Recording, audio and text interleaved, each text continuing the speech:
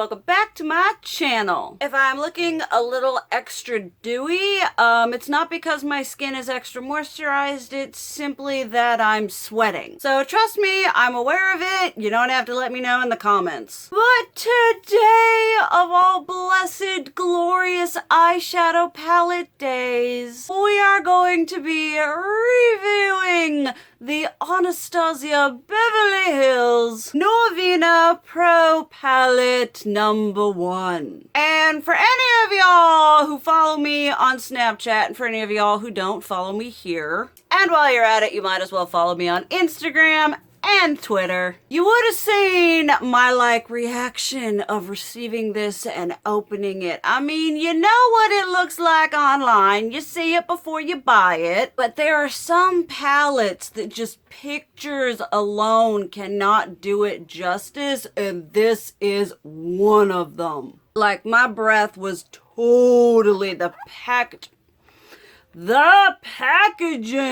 And I actually realized why I love this packaging so much, aside from the fact that it's friggin' purple, is if you look at it, it's got this gold cascading whateverness, so it's very 1920s Art Deco Great Gatsby-esque. And if any of y'all don't know, The Great Gatsby is one of my top 5 favorite books, so it has that going for it. And then you open it up.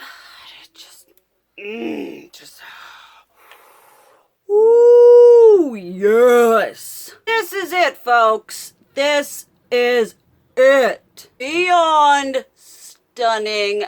Absolutely. I mean, look at it. I mean, when they showed a picture of this, I was like, that's it. That's it. That is the palette I need in my life. Obviously, it is what I am wearing upon my Sailor Moon inspired peepers today. I started off with, oh my goodness, this is kind of because it doesn't fold back. So mirror, ooh girl. Let me see here if I can show it. I started off with A2 right here.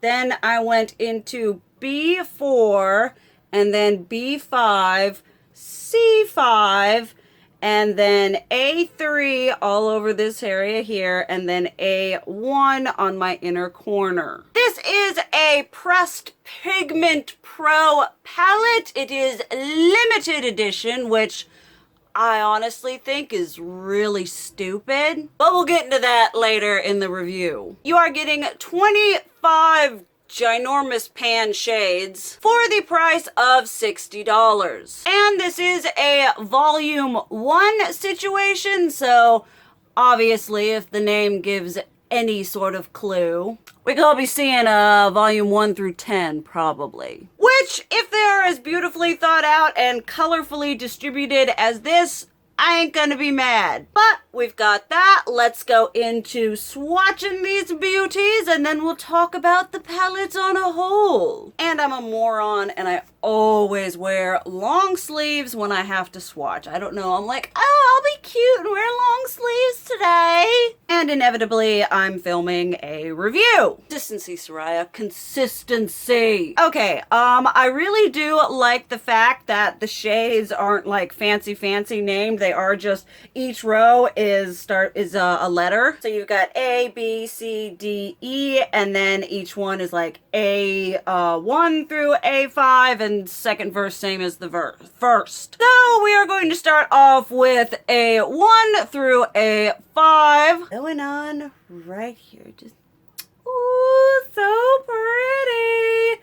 And I will tell you, these mattes are heckin' pigmented. You are gonna want to just titchy a little bit on in them. A little bit goes a very long way. A1, A2,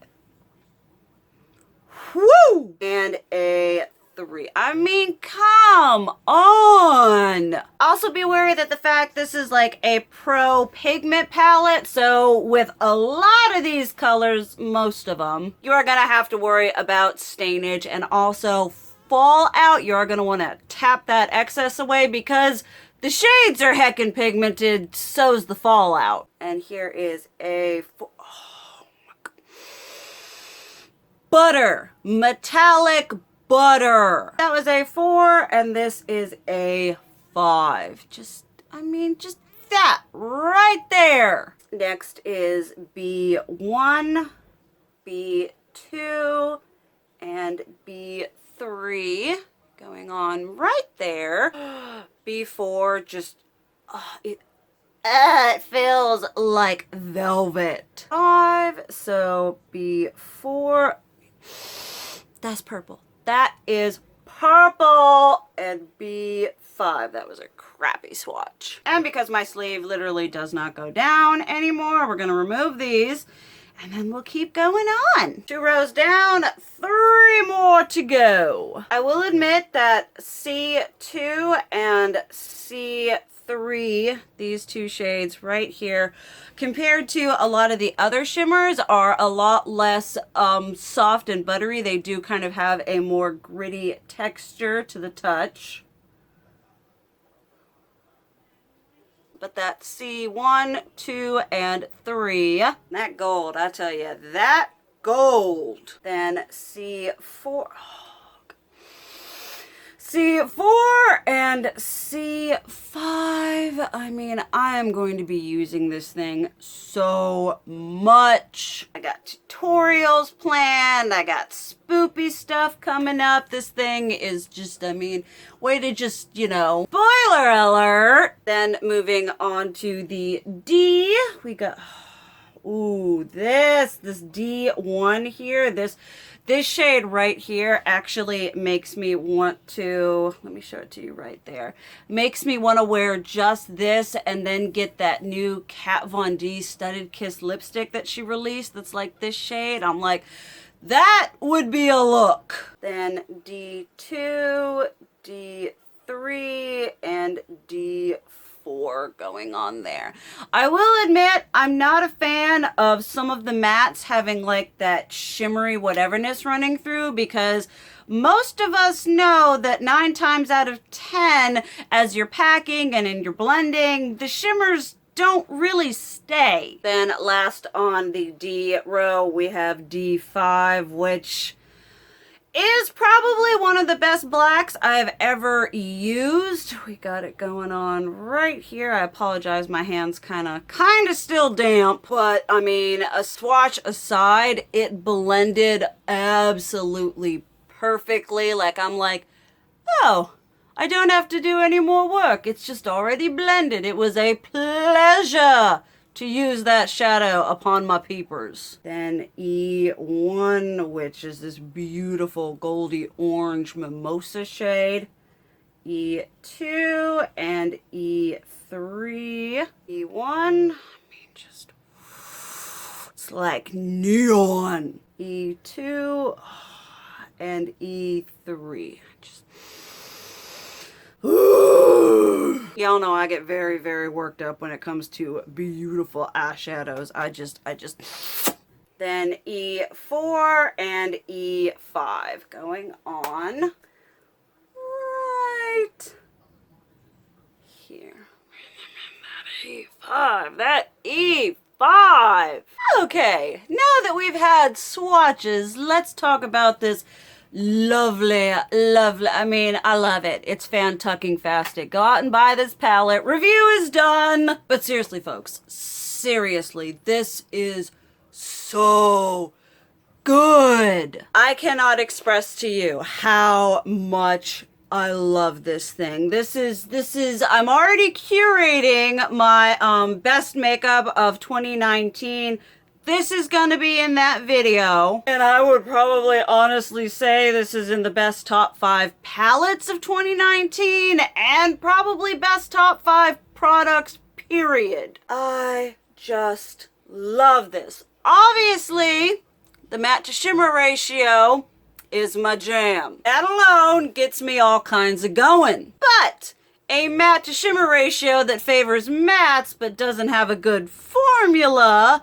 But these have a pigmented, smooth, buttery, blendable, gorgeous formula. I mean, these are some of the best mattes that I have ever used. This is even taking the Anastasia, just their typical formula, Modern Renaissance, Soft Glam, Riviera, Jackie Aina, and jacking it up to the next level. I have used every single shade in this palette. The only shade that I'm kind of like,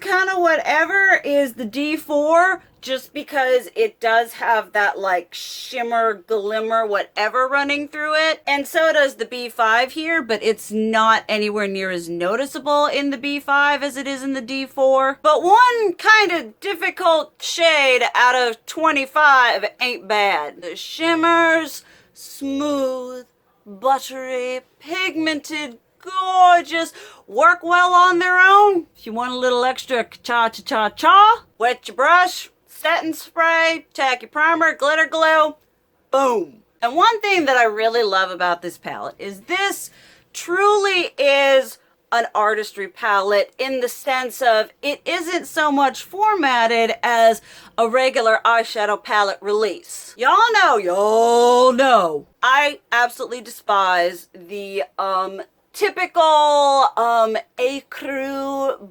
bone, eggshell, taupe setting shade in a palette. I consider that very much a throwaway shade. You could have put some kind of color, you could have put some kind of whatever. We've all got that shade somehow, somewhere in a palette, because they keep putting it in every single palette. This palette doesn't have that. This palette has a stark white, which, yes, you could use for setting, but stark white is fantastic for creating really bright pops of contrast.